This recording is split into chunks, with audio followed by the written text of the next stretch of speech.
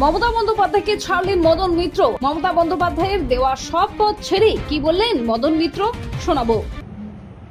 আমি মমতা বন্দ্যোপাধ্যায়ের তাকে সম্মান জানিয়ে, তাকে ধন্যবাদ জানিয়ে এবং দীর্ঘদিন তিনি আমাদের পাশে থেকেছেন, আমরাও চেষ্টা করেছি কম বেশি করার।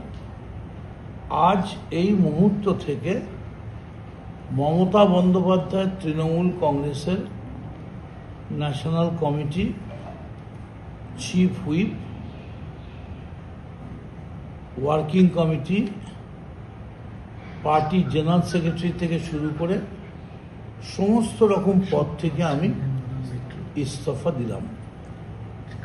আমাকে আজ থেকে, আমি তৃণমূলে ছিলাম, তৃণমূলেই রইলাম, শুধু আমি এই ঘর থেকে ওই ঘরে গেলাম।